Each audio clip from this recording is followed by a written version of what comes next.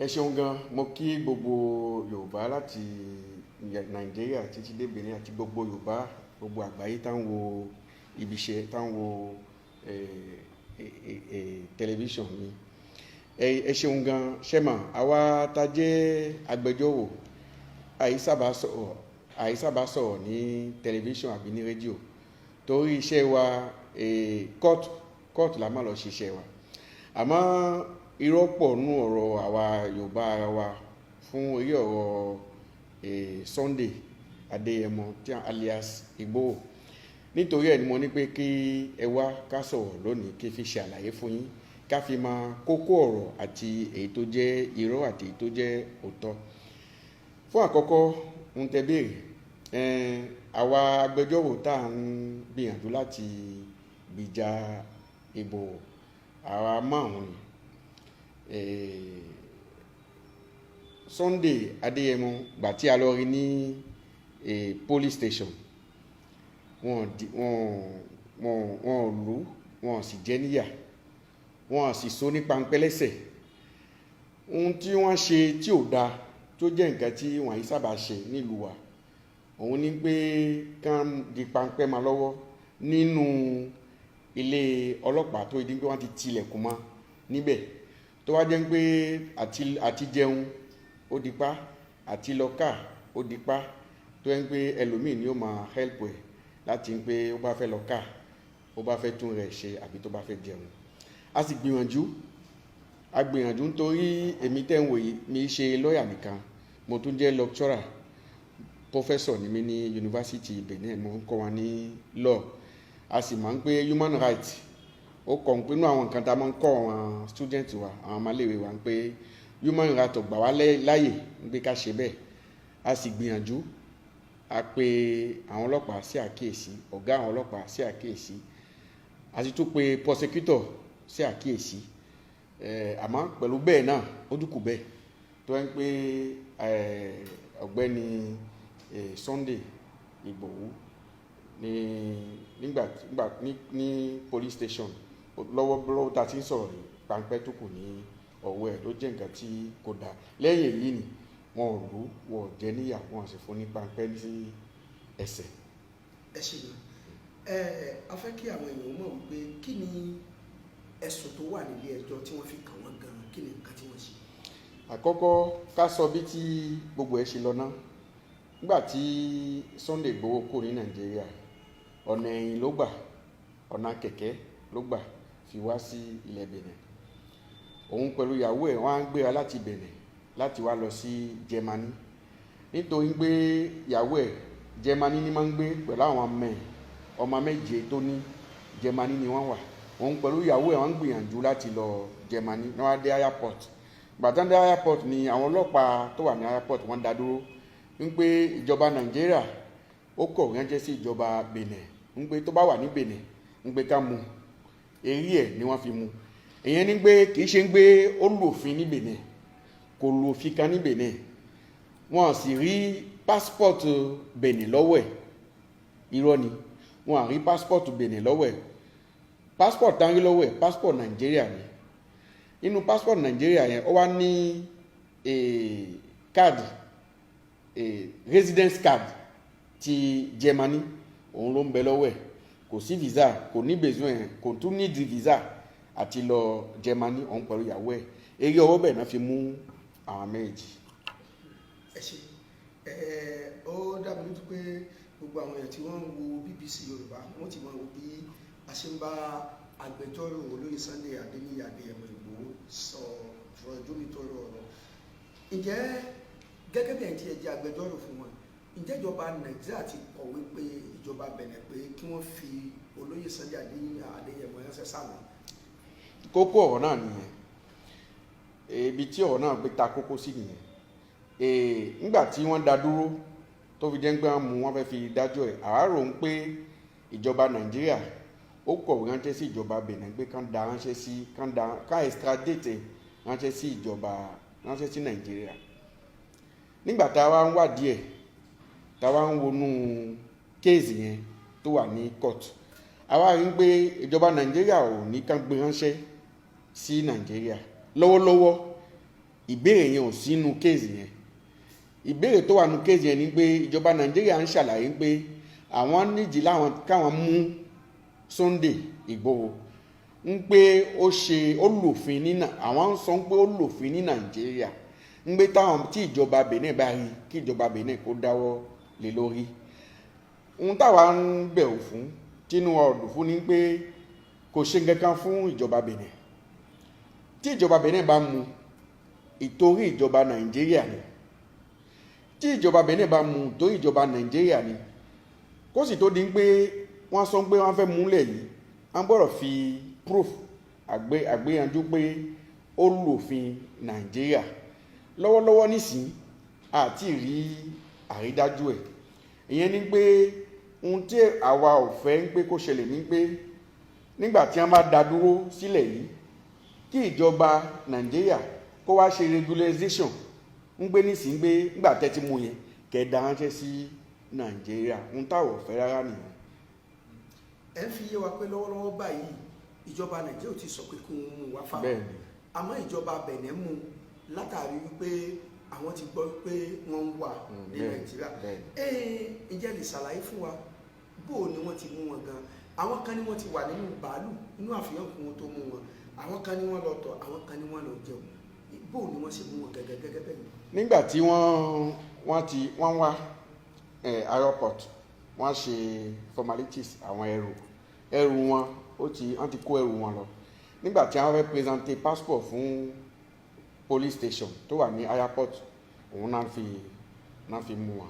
Tó dà ń pé orúkọ wọn ti wà nù engine níbẹ̀, ní wọ́n pe àwọn ọlọ́pàá brigade criminal wá mú wọn, wọ́n fi wá gbé wọn sí brigade criminal nílùú Kútọ̀nù. A gbọ́ pé àṣírí pé wọ́n ti fi ìyàwó wọn sílẹ̀. Lọ́wọ́lọ́wọ́ báyìí ìyàwó wọn tó ní ẹjọ́ kankan níwájú ẹjọ́ wọn àbí ìyàwó wọn náà tó lẹ́jọ́? Ní àwọn méjì ni wọ́n pè lẹ́jọ́. Ṣẹ́sìmọ̀ nínú judicial practical wà nílẹ̀ yìí, tí wọ́n bá múyàn bẹ́ẹ̀, tí wọ́n bá ṣe ìjọ tán fẹ́ ṣe ní ilé police station, a máa ń lọ́dọ̀ prosecutor. Station mẹ́ta ni. Àkọ́kọ́ a lọ́dọ̀ prosecutor, èkejì a lọ́dọ̀ ohun tá a máa ń pè ní judicial inspection, adájọ́ tí máa ń wádìí case. Tabako ní adájọ́ tó ń wádìí case, a wà lọ àdó adájọ́ ẹ̀kẹta. Adájọ́ ẹ̀kẹta ni òun ní máa ń gbìyànjú pé ṣé wọ́n gbé sí ẹ̀wọ̀n ni tàbí wọ́n ní fi sẹ́wọ̀n kó tó di pé wọ́n tó dájọ́ ẹ̀. Nígbà tí a dé first station lọ́dọ̀ prosecutor, ẹ̀yẹn la fi máa ń gbé àwọn méjì náà ń pè lẹ́jọ́. Làwa sọ ń gbé ní ti ìyàwó yẹn kan yọ tiẹ̀ kó, nítorí pé ìyàwó ò bá nínú activity ẹ̀ tó fi jẹ́ activist. Ìyàwó ò bá nínú ẹ̀. Tó bá jẹ́ pé ìyàwó náà lu òfin, kò ju òfin pé ó jẹ́ ìyàwó Ìgbòho. Wọ́n sì lè mú yàn torí pé èèyàn jẹ́ ìyàwó èèyàn kan tàbí èèyàn jẹ́ ọmọ èèyàn kan. Ẹni tó bá lu òfin, òun fúnra rẹ̀ ni ó dáhùn fún òfin tí wọ́n bá mú fún. Ìtorí ẹ̀ la fi gbìyànjú pé àwa lọ́ọ̀yà yẹn a gbìyànjú pé kí wọ́n fi ìyàwó yẹn lẹ̀ náà kó tó di pé a lọ àwọn station gbogbo tó kù. Gbàtán sì wọ́n gbọ́ yẹn sí wa lẹ́nu ní eré station àkọ́kọ́ yẹn, wọ́n fi ìyàwó náà lẹ̀, wọ́n sì gbé passport ẹ̀ fún un, ló wá ṣe discharge. Èmi mo ṣe discharge fún un, ló wá sign sí pé òun gba passport. Donc òun tiẹ̀ ọwọ́ tiẹ̀ ti tán síbẹ̀. Ìjọba Benin ò tún ní case kan pẹ̀lú ìyàwó ẹ̀. Ẹ ṣeun gan. Gẹ́gẹ́ bí àgbékalẹ̀ òfin kámúyàn láti ìlú kan síbì kan ti ọdún 1994, nígbà tí ìjọ ṣe é ṣe pẹ̀lú ẹjọ́ tó wà lẹ̀, ìjọba Nàìjíríà láṣẹ láti sọ pé kí wọ́n fi olóyè Sunday Igboho ránṣẹ́ sáwọn, so òfin yẹn lè ṣiṣẹ́ lórí wọn. Ok, ohun àlàyé tàṣe ní pé a wà nù cooperation láàrin ìlú méjì. Tó bá jẹ́ pé èèyàn kan máa lòfin lọ́dọ̀ nílùú kan, wọ́n lè dá sí ìlú kejì. Fún ti bẹ́ẹ̀, ó gbọ́dọ̀ wà láàrin ìlú méjì. Òfin ó gbọ́dọ̀ wà láàrin ìlú méjì pé tó bá di tí onítèmi bá ṣẹ̀, tó bá wọ́dọ̀ ẹ̀ ó gbé ránṣẹ́ sí mi. Òun la máa ń pè ní lédè French accord d'extradition. Convention yẹn gan tó jẹ́ pé wọ́n fi lè gbéyàn kó ní Benin lọ Nàìjíríà kò sínú òfin. Ẹ̀yẹn wà kò sínú òfin láàrin ìlú méjì. Donc ó wá dé pé tí àkọ́ yẹn ò bá sí lérí òfin o àti gbé ránṣẹ́ yóò nípa tó bá dé pé àfi tó bá wọnú politics náà a lè wá dáhùn sí torí inú politics yẹn lọ́ọ̀ kò tó ṣe kankan náà mà àmọ́ ńlá bá fẹ́ sọ ti òfin tó bá fẹ́ sọ ti lọ́ọ̀ kò sí accord de coopération convention yẹn láàrin Nàìjíríà àti Benin. tó inú wa dùn lẹ́ẹ̀kan sí BBC Yorùbá ó ní láǹfààní láti máa wò wáyé níbi tí a ti wà ní ìlú Kútọ̀nù lílẹ̀ Benin olómìnira pẹ̀lú agbẹjọ́rò Ibrahim Bámidélé Sàlámì tí wọ́n jẹ́ ìkan nínú àwọn agbẹjọ́rò márùn-ún tó ń gbẹnusọ fún olóyè Sunday Adéníyì Adéyẹmọ tí gbogbo wa mọ̀ sí Ìgbòho Òòṣà. Bákan náà ni agbẹjọ́rò tún jẹ́ ọ̀jọ̀gbọ́n olùkọ́ni nílé ẹ̀kọ́ gíga ti yunifásitì tí wọ́n ń kọ́ wọn ẹ̀kọ́ nípa ìmọ̀ òfin nílé ẹ̀kọ́ yunifásitì ti ilẹ̀ Benin níbí. Ǹjẹ́ àwọn èèyàn tí wọ́n jẹ́ àwọn àgbààgbà Yorùbá bóyá nílẹ̀ àti ní Nàìjíríà ǹjẹ́ wọ́n dìde sí ọ̀rọ̀ yìí láti ṣe àtìlẹ́yìn fún olóyè Sunday Adéníyì Adéyẹmọ? Àwọn tí nílẹ̀ Yorùbá ní gbogbo àgbáyé tí wọ́n ń gbìyànjú láti help Sunday Igboho wọ́n pọ̀ gidi. Mobilization yẹn ó wà ní gbogbo àgbáyé ni, ní Áfíríkà ni, ní Europe ni, ní UK ni, ní USA ni, kódà àwọn tí ń pè wá tán fún wa ní àtìlẹ́yìn wọ́n pọ̀ gidi gan, tán fi àdúà àti àdúà fi tì wá lẹ́yìn wọ́n pọ̀ gan. Àlàyé tí mo fẹ́ ṣe ni pé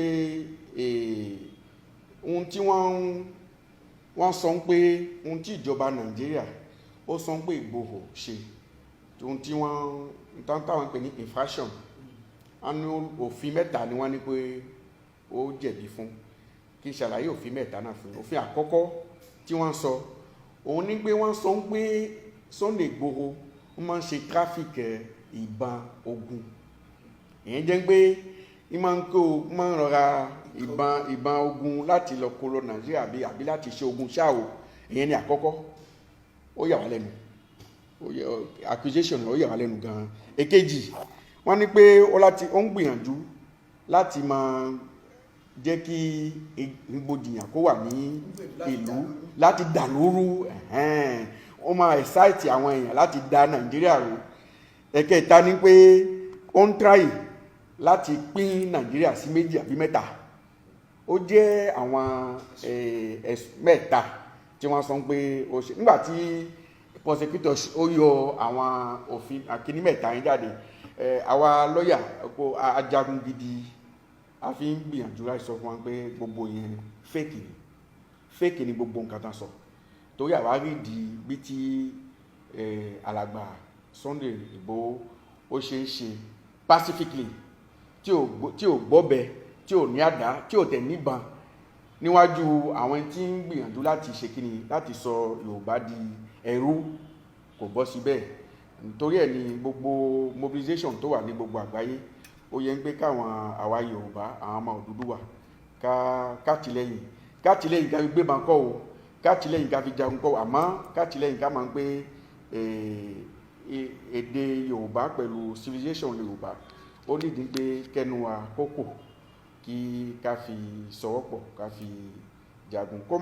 Ohun tó wà important gidi fáwa tó jẹ́ kókó òun ní pé never a gbọ́dọ̀ jẹ́ kí wọ́n extradite Sunday Igboho sí Nàìjíríà. Torí tá bá extradite sí Nàìjíríà fún gbogbo nǹkan tó ṣẹ̀ nílé ẹ̀ pẹ̀lú gbogbo bí tí àwọn army ṣe ń dàlámù, àfi pé ká gbé ránṣẹ́ fún kú ní pé ká gbé ránṣẹ́ sí Nàìjíríà. Tó bá jẹ́ bẹ́ẹ̀ ká kú gbé síbẹ̀ ní ká kú pa, ó tún sàn jù pé ká gbé lọ Nàìjíríà kí ká lọ pa bí ẹran. Donc ìgbìyànjú táwa nìyẹn, ìjà táwa ń jà ní ilẹ̀ Benin òun nìyẹn. Ọlọ́run sì fún yín ṣe. Ìbéèrè kan tó wá sí ọ̀pọ̀lọ̀ mi, wọ́n ní àwọn èèyàn kan sọ pé inú àwọn ọ̀tá olóyè Sunday Adéyẹmọ àbáwọn kan tí wọ́n sún mọ́ wọn náà ti ń dọ̀nà ẹ̀yìn wá fún ìjọba Benin láti ṣe alátakò pẹ̀lú ẹ̀. Ṣé lóòótọ́? Mi ì rí díẹ̀, mi ì ní mọ̀ ń pa ẹ̀, àmọ́ ó lè jẹ́ bẹ́ẹ̀ nítorí pé ohun tí Sunday Igboho tó dà ní ìgbà ìlú ayé nìsí kò tó kéré mọ́. Ìyẹn ni pé àwọn politics wọn ò fẹ́ ẹni tí ó dà wọ́n láàmú tàbí ẹni tí ó wà gboyè lọ́wọ́ wọn. Torí bẹ́ẹ̀ ó lè jẹ́ bẹ́ẹ̀ ó lè má jẹ́ bẹ́ẹ̀ mi ní mà nípa ìyẹn. Lẹ́ẹ̀kan sí yóò wá kẹ́ ẹ jẹ́ kí àwọn èèyàn mọ̀ pé ṣé ìlú Benin ni olóyè Sunday Adéníyì fẹ́ jókòó sí lásìkò tí wọ́n fi mú wọn ní àbí wọ́n ń lọ àmọ́ ẹ̀. Kò fẹ́ jókòó sí Benin, ó ń gbìyànjú láti travel lọ Germany. Ó ti wà ní airport, ó ti gba ticket, ó ti wà ní airport òun pẹ̀lú ìyàwó ẹ̀ láti lọ sí Germany. Òun náà ọlọ́pàá fi dá wọn dúró. Àmọ́ ńgbà tí ọlọ́pàá ti dá wọn dúró àwa ti ń gbìyànjú lẹ́yìn pé a mọ̀ pé Nàìjíríà ò tí béèrè pé kí wọ́n dá padà sí Nàìjíríà. Àwa ti ń gbìyànjú ká fi béèrè ìwé ilẹ̀ yìí tí ó fi jẹ́ refugee, ìmọ̀ bí ẹ máa sọ ní èdè refugee ní Benin, kán fi jẹ́ pé kò ní wàhálà láti gbélẹ̀ yìí.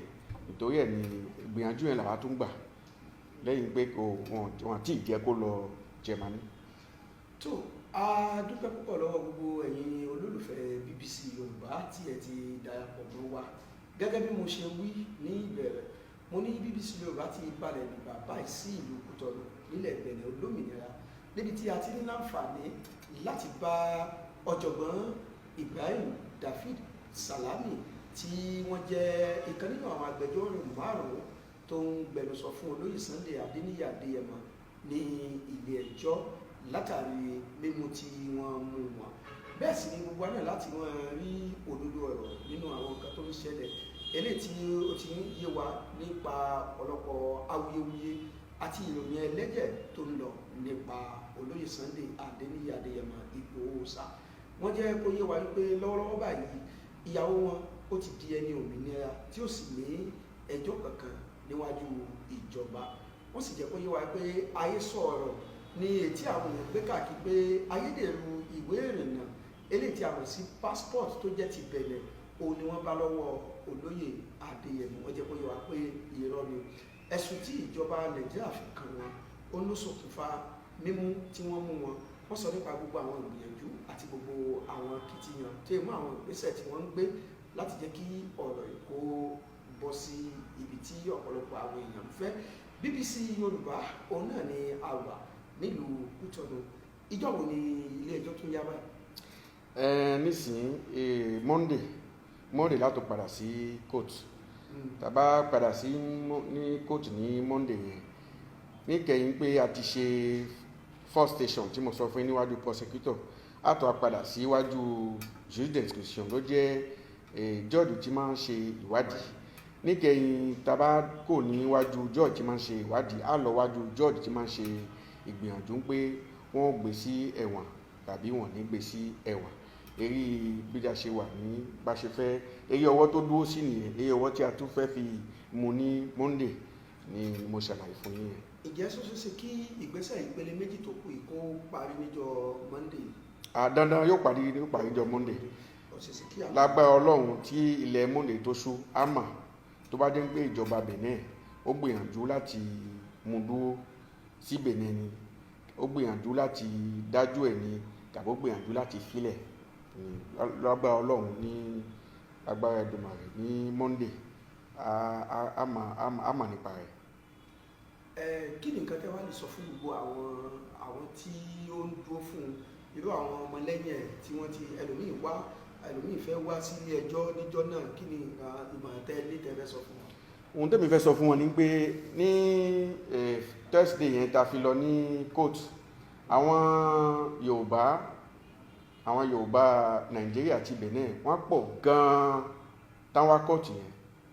Mo ṣe à ń ṣàlàyé fún wọn pé bá ṣe ń ṣe yẹn ò dáa, bí wọ́n ṣe ń lọ tábọ̀ tí wọ́n pọ̀ tí wọ́n ń wálé ẹjọ́ yẹn kò dáa.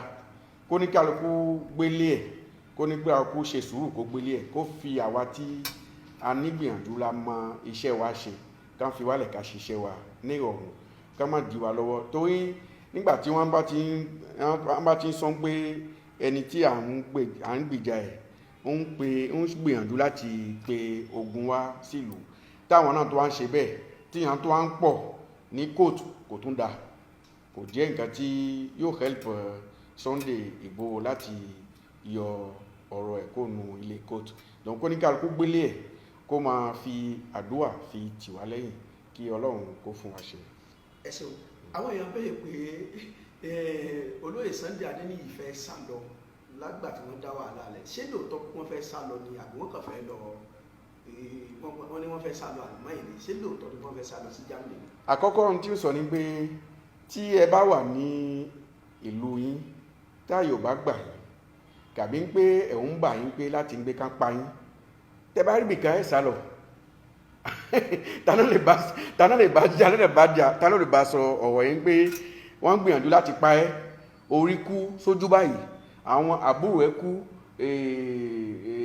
kíní dráìvà ẹ wọ́n pa, a rí fọ́tò a rí fídíò tí ẹ̀jẹ̀ dànù, ta ló rí kú tí ò sá? tó bá sá ó yẹ kó àgbò tó fẹ̀yìn lọ ni ó yẹ kó lọ mágbára wá, òun ló fi gbọ̀nà ìfi wá Benin láti wá lọ Germany tó ń lọ ìlú títí máa ń lọ tẹ́lẹ̀ rí bí ibẹ̀ ni ìyàwó ẹ̀ wà, àwọn ọmọ ẹ̀ ibẹ̀ náà wà, ó wà correct pé kó padà sí Germany kó fi lọ ṣe àwọn activity ẹ̀.